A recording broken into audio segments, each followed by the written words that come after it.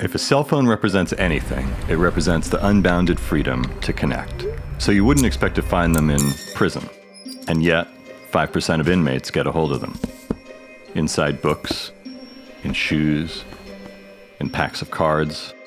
One clever inmate even turned a can of orange juice into a phone with a microphone, a speaker, and a GSM chip.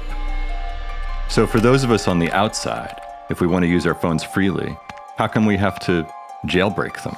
What prison are our phones in? Well, 70% of the phones in the US are designed and made by just 2 companies. Their app stores dictate everything from content to aesthetics to availability. Their patents cover rounded corners and swipe to unlock. They even take ownership of the data that the phones produce. And you can choose the size of the screen or the memory or the color, but not what a phone is or what it does, and that's far from freedom. But to imagine a different world, all you really have to do is travel. This is Shenzhen, China. The phone in your pocket, that was made here. But what happens when the people that make the phones also start to design the phones that they're making?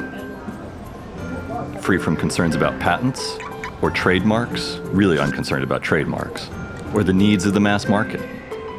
Thinking about what they might like for themselves, their own needs and predilections. What happens when users' priorities aren't the size of the screen or round icons? What happens when the phone isn't used for Twitter but for 15-cent downloads of new music? For cultures with frequent power outages, could a phone's battery be used to power other things?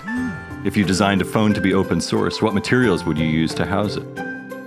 What's a phone for communities that need to pass messages secretly? It might prioritize Bluetooth over the data connection. And if you don't rely on carriers to subsidize your phones, why wouldn't you make space for 4 SIM cards to use as many carriers as you want to? So the question for designers is, are they designing for users or for companies?